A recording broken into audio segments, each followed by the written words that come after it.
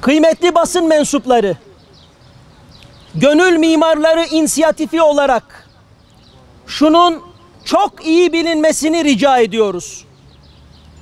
Hak namına attığı her adımda liderimiz, Cumhurbaşkanımız Recep Tayyip Erdoğan'ın arkasındayız.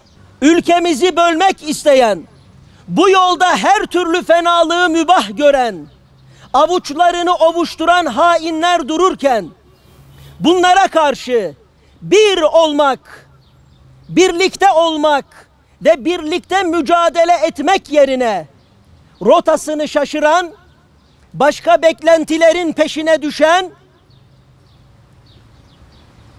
hevasının esiri olan bir takım zevatın düştüğü körlük kuyusundan çıkamamalarıdır. Hala dış mihrakların arzu ettikleri doğrultuda bölünme, dağılma, parçalanma yolunda gayret sarf edenler var. Bazıları ülkemizin bu kadar çok düşmanı varken yeni partiler, yeni oluşumlar peşinde olduklarını artık açık açık ifade eder oldular.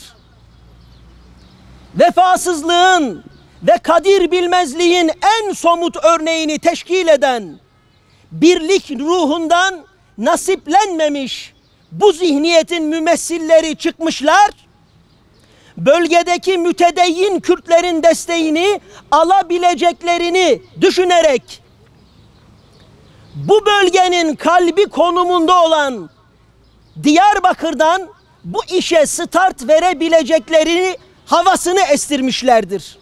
Türkiye'nin mührü olan Diyarbakır'dan haykırıyoruz ve diyoruz ki hiç kimse fitnenin fitilini bu şehirden ateşleyebileceğini aklından geçirmesin.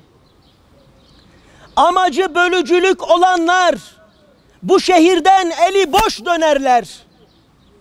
Memleket sevgisinden nasibini almamışlar, bu şehre gelmesinler. Bayrak sevgisinden nasibini almamışlar, bu şehre gelmesinler. Dirliğimizi bozmak, dış güçlerin ekmeğine yağ sürmek isteyenler bu kadim şehre, Diyarbakır'a gelmesinler. Bu düşünceleri taşıyıp bu şehre gelenler kendilerine taraftar ve destekçi bulamazlar. Burası Diyarbakır. Burası peygamberler ve sahabeler şehri Diyarbakır. Peygamber ve sahabe neslinin oluşturduğu bir toplumdan bölücülere, bozgunculara destek çıkmaz.